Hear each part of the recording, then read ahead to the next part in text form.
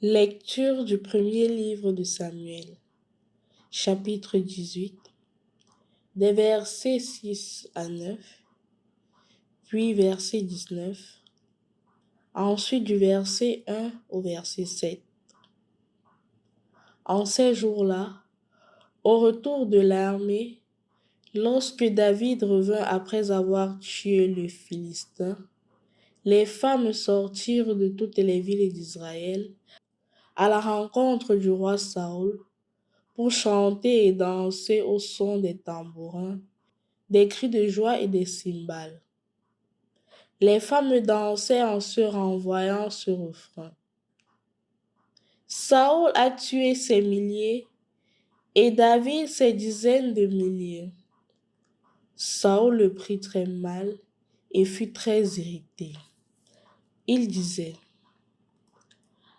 à David on attribue des dizaines de milliers et à moi les milliers.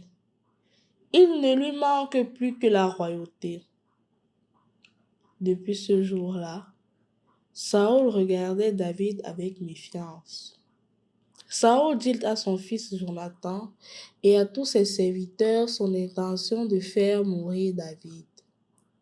Mais Jonathan, le fils de Saül, aimait beaucoup David et il alla le prévenir. Mon père Saül cherche à te faire mourir. Demain matin, sois sur tes gardes. Mets-toi à l'abri, dissimule-toi. Moi, je sortirai et je me tiendrai à côté de mon père, dans le champ où tu seras.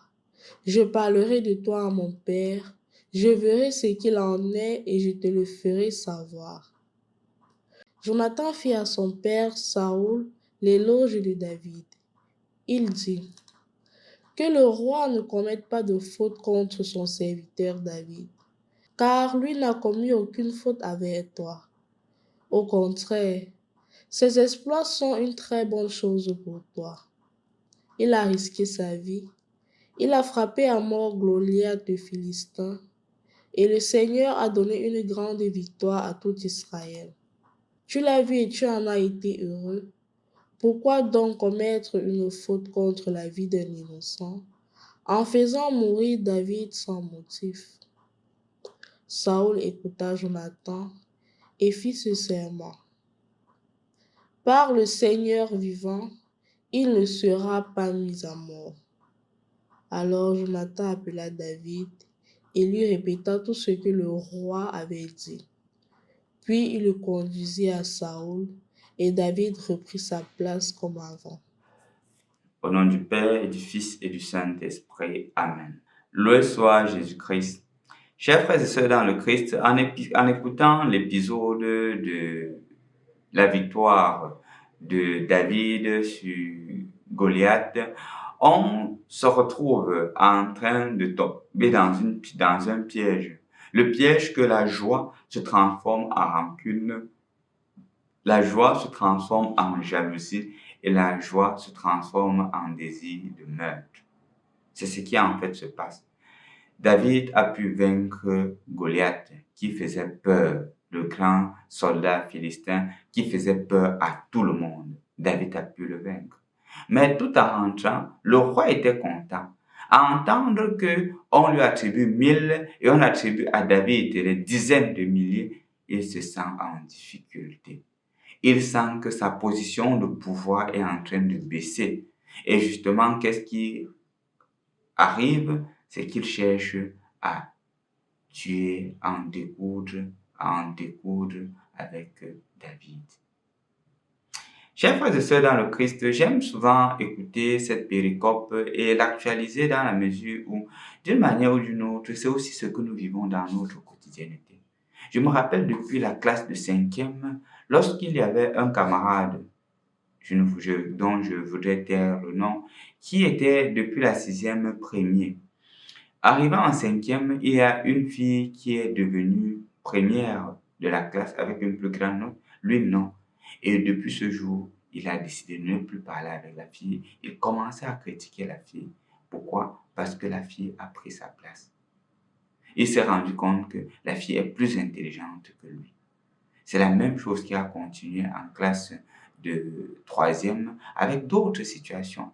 Quand entre camarades, on commence à se détester, à se haïr parce que une autre a plus de compétences que moi. Et c'est ce qui se passe pire encore dans la vie professionnelle, où lorsque je vois quelqu'un qui est plus compétent que moi, je m'efforce à lui mettre les bâtons dans les roues pour justement le détruire parce qu'il est plus compétent que moi. C'est ce qui arrive malheureusement. Et la situation du meurtre qui est présentée ici aujourd'hui n'est pas quelque chose de nouveau. Ce n'est pas nouveau. On se rend compte dans des entreprises où on tue des gens, où on va même voir des marabouts pour pouvoir en découdre avec certaines personnes. Pourquoi? Tout simplement parce qu'ils sont meilleurs que moi. Mais je continue à lui dire, est-ce que c'est de sa faute s'il est meilleur que toi? Est-ce que tu dois faire de lui l'objet de ton échec? Est-ce que tu dois le détruire parce qu'il a eu la grâce d'avoir des qualités que toi tu n'as pas eues, ou du moins que tu as eu un peu moindre? Tu as aussi beaucoup d'autres qualités. Tu as aussi beaucoup d'autres talents. Pourquoi lui en vouloir? Je me rappelle clairement une fois, j'avais mon confrère, le père Benigno, qui était capable, italien, de manger tout sans problème. Toutes les nourritures, et il n'avait pas de problème de santé. À un moment, je me suis mis à lui dire que mais je commence à devenir jaloux, hein, père.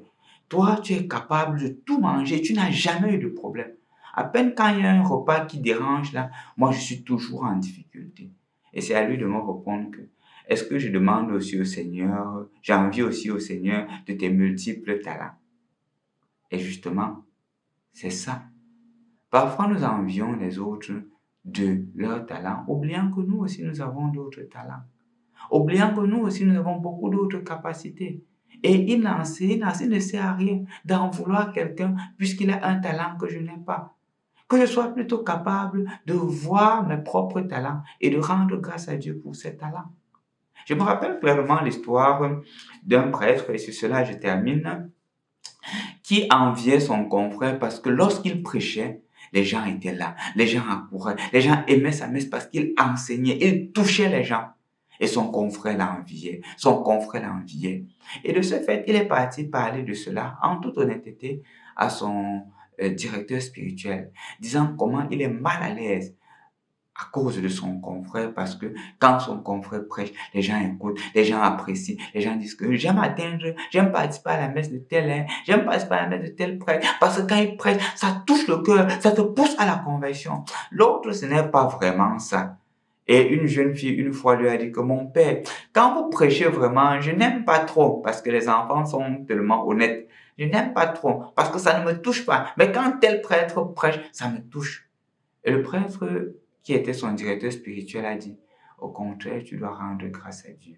Parce que la finalité, ce n'est pas la prédication, c'est l'avancée du règne de Dieu. Et si tu t'égares en centrant la prédication sur toi, au lieu de centrer la prédication sur Dieu qui aide son peuple à le connaître, à l'aimer, tu t'égares de Dieu. Et malheureusement, voilà les sentiments de jalousie et des haines qui grandissent progressivement dans ton cœur à l'égard de ton frère. C'est ainsi que son directeur spirituel lui a demandé de prier pour son confrère. Et chaque fois qu'il prêche, il rend grâce à Dieu. C'est ainsi que lorsqu'il n'avait pas de messe, il venait écouter son confrère. Et il prenait même des notes quand son confrère prêchait. Et il rendait grâce à Dieu chaque fois pour son confrère qui prêchait très bien. Et par la grâce de Dieu, progressivement, lui aussi, il a eu le don de la prédication. Et c'est ainsi que plus tard, progressivement, les gens commençaient à aimer ses homélies, ses prédications, et ont commencé à l'apprécier. Pourquoi? Parce qu'il s'est tué en lui-même. Il a laissé le Seigneur agir.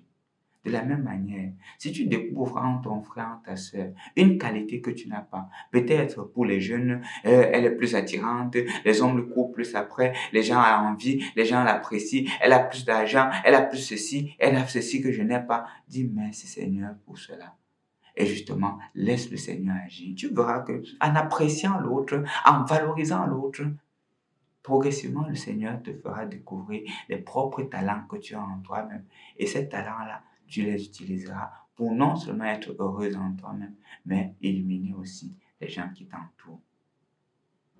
Sois donc aujourd'hui ce David qui a accepté le talent de Dieu, mais sois aujourd'hui ce Jonathan qui a aussi le courage de dire à ceux qui jalousent que non, tu ne dois pas jalouser. Tu ne dois pas l'envier autant. Tu dois t'accepter tel que tu es et accepter aussi l'autre. Jonathan te demande de l'imiter. David te demande de t'accepter, de t'aimer tel que tu es. Au nom du Père et du Fils et du Saint-Esprit. Amen.